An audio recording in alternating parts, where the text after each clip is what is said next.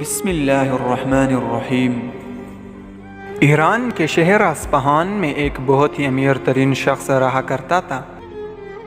ایک دن وہ امیر ترین شخص بیوی سمیت کھانے کے لیے دسترخوان پر بیٹھا ہی تھا کہ اچانک فقیر نے دروازے پر دستک دے کر آواز دی کہ اللہ کے نام پر کچھ دے دے تو بہتر ہوگا۔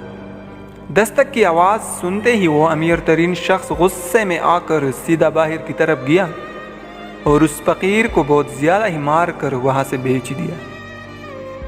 اس واقعے کے بعد وقت گزرتا گیا، وہ امیر ترین شخص جس کے پاس بہت زیادہ ہی مال اور جائیداد تھی آہستہ آہستہ غریب ہونے لگا۔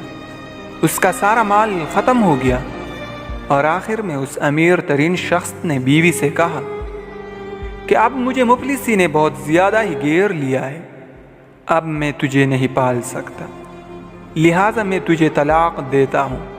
اس امیر ترین شخص نے اپنی بیوی کو طلاق دے دی اور اسے اپنے گھر بیچ دیا۔ اس شخص کی بیوی نے دوسرے امیر ترین آدمی سے شادی کر لی۔ ایک دفعہ وہ عورت جس نے دوسری شادی کر لی ہوئی تھی اپنے شوہر کے ساتھ دسترخوان پر کھانا کھا رہی تھی کہ اچانک فقیر نے دروازے پر دستک دے کر آواز دی کہ کچھ کھانا مل جائے تو بہت بہتر ہوگا۔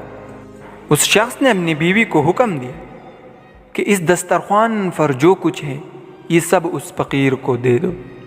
اس عورت نے دسترخوان سے سب کچھ اٹھا کر دروازے کو پہنچی۔ جب اس نے فقیر کو دیکھا تو وہ عورت چلانے لگی اور بے ہوش ہو گئی۔ جب وہ عورت ہوش میں آ گئی اور اس کی طبیعت سنبھل گئی تو شوہر نے اس سے پوچھا کہ کیا ہوا؟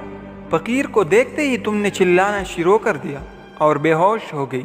اس عورت نے جواب میں کہا کہ یہ فقیر جو روٹی کے لیے آج اس گھر کی دہلیز پر کھڑا تھا اور سوال کر رہا تھا، یہ میرا پہلا شوہر تھا۔ ایک زمانے میں وہ بہت ہی امیر ترین شخص تھا، لیکن ایک دن فقیر نے روٹی کے لیے آواز دی کہ اللہ کے نام پر کچھ دے۔ یہ آواز سن کر میرے شوہر نے اس فقیر کو مار مار کر وہاں سے بیچ دیا۔ یہ اس واقعے کا نتیجہ ہے کہ اب وہ امیر سے ایک فقیر بن گیا ہے۔ اس امیر ترین شخص نے یہ عجیب واقعہ سنتے ہی بیوی سے کہنے لگا، کیا تمہیں پتہ ہے وہ پہلا فقیر میں ہی ہوں جس کو آپ کے شوہر نے مار مار کر وہاں سے بیچ دیا۔ سبحان اللہ، اللہ کے ہاں دیر ہے مگر اندھیر نہیں۔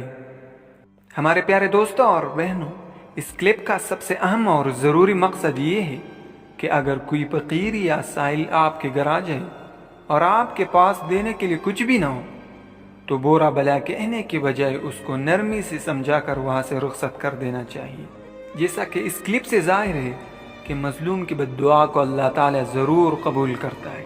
ہمارے پیارے دوستوں اور بہنوں، آپ کو ہماری یہ ویڈیو اچھی لگی یا بہت اچھی لگی، اس کا اظہار کمنٹ سیکشن میں ضرور کریں۔ اسی طرح کی اسلام